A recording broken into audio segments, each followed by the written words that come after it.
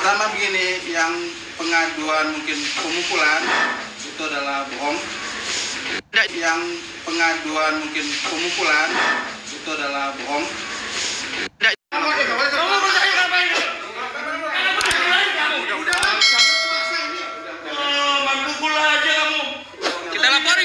Kita laporin. Di samping itu, dengarkan suara ibu ini yang berkata, anak saya tidak ikut, berarti kegiatan ini sukarela. di samping itu, pemicu jadi dugaan sepengetahuan kekerasan Ibu berapa Ibu terhadap kemarin awak untuk media pembiayaan, di sekolah SMA Im 2 Tambun Selatan ada berawal berapa dari sih memang Ibu kepulangan untuk siswa keberangkatan kembali dalam Ibu mengikuti ketahui? program study tour yang nilainya begitu fantastis Untuk diungkapkan keberangkatan study Bunga, tour ya nama katanya ya? samaran, orang tua murid senilai 1,9 Kelas 11. juta yang bertujuan ke Wonosobo dan Jogja, hingga kabar diturunkan. Hal tersebut masih terus Berapa, digali. Ibu? Sebagai sosial kontrol awak media masih terus investigasi terkait 1.900.000, study Ibu. tour hingga terjadinya dugaan Kemana itu, kekerasan Ibu, yang Ibu terhadap ketahui? awak media oleh oknum. Secur, Security Ke SMA 2 Wonosobo sama Tambun ke Jogja Selatan. Ibu. Itu yang kelas berapa Ibu? Kelas 11 Ibu ya? Berapa hari kemarin yang Ibu ketahui? 3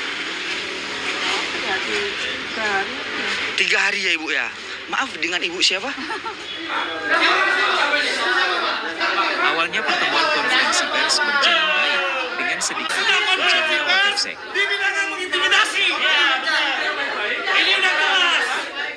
Apa sih yang Bapak bisa Ketahui. sampaikan terkait Para dengan kepala sekolah yang terhormat, jika ada oknum media sare video YouTube seperti di atas ini, tolong jangan dibuka.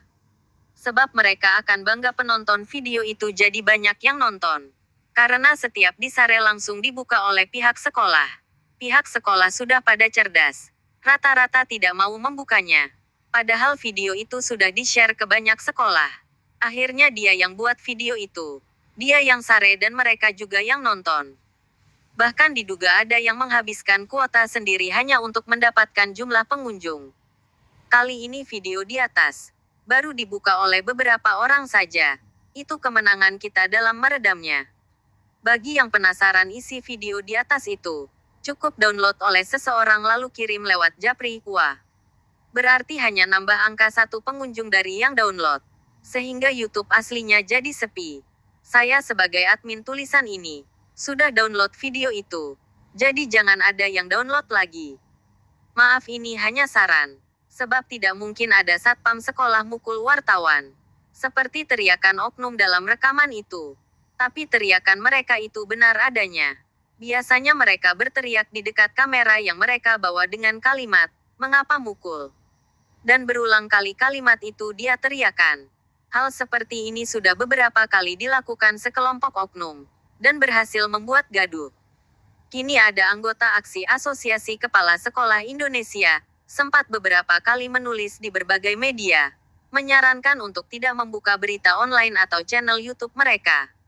Sebab aksi punya media sendiri baik media cetak atau media online dan YouTube resmi. Untuk hal di atas cukup bergerak di bawah tanah saja. Bergerilya, tampaknya perlu dibentuk tim sekolah penangkal isu, yang skalanya tingkat KCD. Tugasnya apa? Mungkin tugasnya download berita online atau YouTube yang mereka sare ke semua sekolah. Tolong jangan dibuka, cukup minta kopinya saja ke koordinator. Sementara ini, Aksi Bekasi sudah melakukan tugas itu, dengan tenaga sukarela. Itu pun sangat terbatas dalam kelompok sangat kecil. Jika ada yang perlu video atau berita online kirim linknya saja. Jika diminta kami siap akan kirim lewat Japri. Dengan cara ini, maka media mereka akan sepi pengunjung. Tulisan di bawah ini salah satu peristiwa di KCD 3 tahun lalu yang diantisipasi Aksi Bekasi. Maka YouTube mereka dan media online-nya jadi sepi. Mengapa? Karena ada media yang menetralisir. Jadi tidak usah lagi membuka kiriman dari tangan mereka. Hal inilah yang membuat kegiatan mereka gagal total. Mereka tampak mulai frustasi karena sepi penonton atau sepi pembaca. Padahal, di balik itu, semua pecinta pendidikan sudah mengetahui. Ketika mereka bertanya, cukup dijawab, "Gak tahu tuh." Maka selesai sudah. Dan aksi selalu bersembunyi setelah menanganinya. Seperti kisah kepala sekolah jadi guru. Kini kan sudah tidak ada lagi. Padahal perjuangan untuk itu sangat panjang. Sebagai pengingat kita ungkap kembali tulisan di berita Disdik tahun 2022. Berikut ini. Hilangnya tradisi belah bambu di KCD 3 membuat marah oknum kontrol sosial. Penulis, Tim Aksi Bekasi. PPKM ternodai. Ada yang bergerombol di kantor yang lagi WFH. Mengapa pihak ketiga yang mengatasnamakan lembaga kontrol sosial merasa geram? Bahkan sangat memuncak kemarahannya sampai berani melabrak aturan PPKM dengan cara bergerombol menerobos pintu gerbang kantor. Konon mereka kecewa karena tradisi belah bambu sudah tidak ada lagi di KCD 3. Yaitu suatu tradisi di mana satu belahan diinjak, belahan lainnya diangkat. Saat tradisi itu dijunjung tinggi, maka oknum LSM merajalela. Mengapa? Karena tradisi itu menghembuskan angin sorga, berupa panen hasil tebar. Mengacu pada video yang diupload oknum LSM, yang hari ini di-share ke beberapa sekolah dan grup WA. Tampak di video itu segerombolan manusia berperut buncit, masuk ke ruangan kantor KCD 3 tanpa etika. Mereka yang diantaranya mengaku dari kelompok mahasiswa itu, berteriak tapi tidak lantang, karena sepi. Maklum karena sedang PPKM. Padahal kita semua memahami. Jarang sekali perut mahasiswa bentuknya buncit seperti itu. Mereka yang pada buncit perutnya itu teriak-teriak tak beradab. Setelah sebelumnya berorasi di depan kamera yang mereka bawa sendiri. Maskot acaranya berupa ritual memasang karangan bunga berwarna merah di halaman kantor.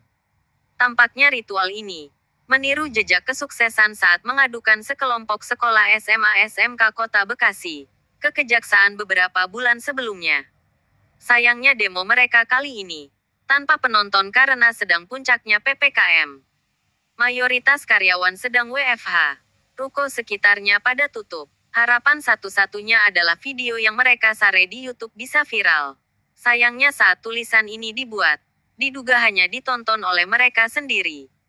Dan segelintir orang luar yang memutar secara berulang karena suara video gak jelas. Jadi saat tulisan ini dibuat baru 117 penonton yang buka channel YouTube itu. Padahal telah di-share ke berbagai sekolah oleh semua oknum tersebut. Penulis menilai kemarahan mereka itu sangat wajar, karena hilangnya mata pencaharian untuk isi perut. Yang dahulu dianggap punya ATM dan tambang emas. Ada yang mengatakan mereka itu laksana berburu di kebun binatang, ketika digiring KCD untuk menemui sekolah. Mereka kini marah karena tradisi yang telah dibangun sejak lama, kini dimusnahkan oleh aturan ketat yang berlaku saat ini. Di antara aturan yang membuat mereka marah adalah 1. Berita yang layak dihargai hanya yang memuat berita positif. 2. Setiap sekolah hanya boleh mengeluarkan anggaran untuk kontrol sosial sesuai anggaran publikasi dan anggaran sosialisasi yang direncanakan, tercantum di APBS. 3. KCD tidak lagi mengikuti perintah oknum untuk menelpon para kepala sekolah agar negosiasi di belakang layar. 4. KCD tidak pernah lagi memberikan nomor HP WA kepala sekolah ke para oknum di atas. 5. Setiap sekolah wajib memberikan informasi publik berupa benar, dipasang di ruang tertentu untuk keterbukaan informasi publik. 5. Informasi digital wajib dilakukan sesuai aplikasi resmi dari pemerintahan yang dapat dibuka oleh masyarakat umum. Walaupun ada aturan di atas itu, pernah LSM berinisial EWN mengirim WA mengatasnamakan KCD 3 dan MKKS. Isinya atas dasar instruksi KCD dan MKKS, maka kami ingin bertemu bendahara dan kepala sekolah. Ketika jawaban surat yang mereka layangkan ingin dikirim, oknum tersebut malah kirim no rekening dengan angka permintaan yang nyata tertulis screenshot WA ada di penulis.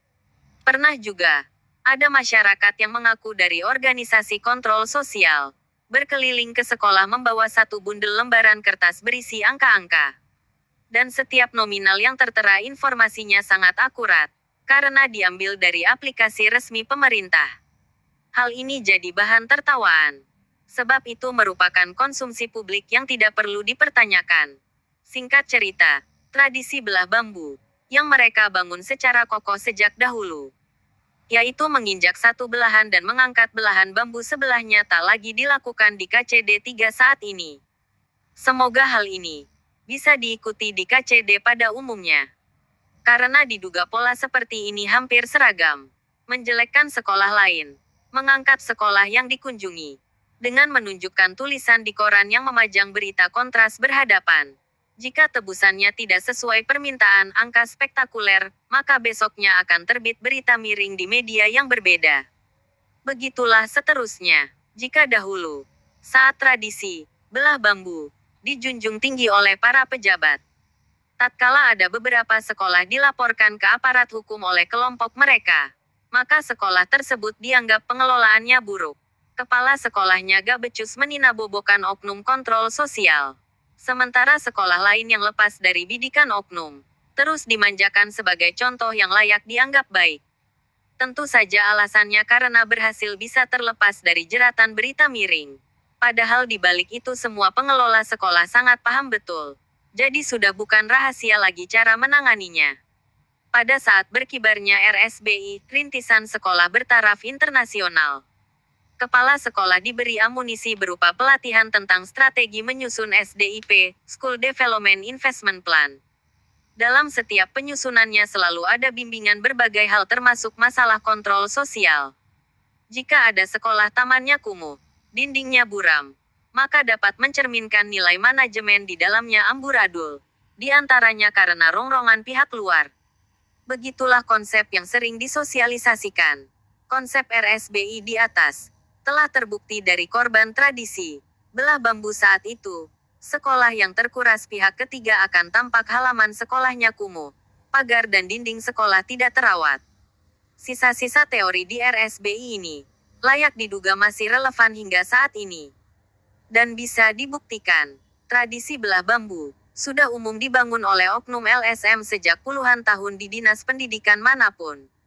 Hanya bedanya pada sikap dinas pendidikan setempat, yang akan mewarnai sikap manajerial di sekolah pimpinannya.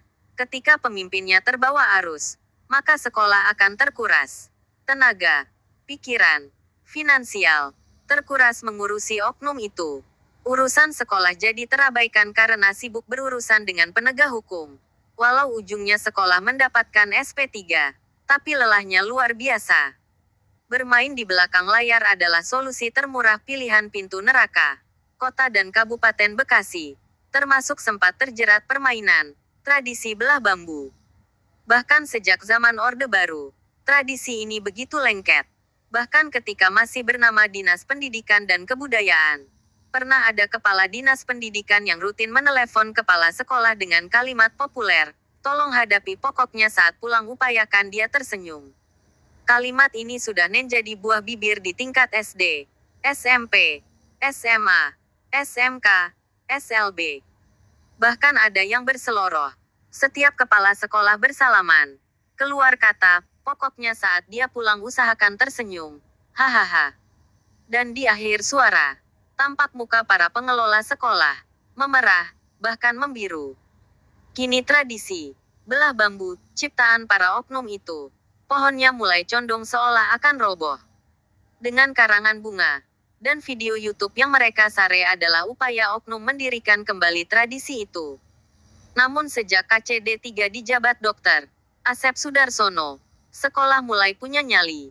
Tulisan dilawan tulisan, video dilawan video, YouTube dilawan YouTube, medsos dilawan medsos. DN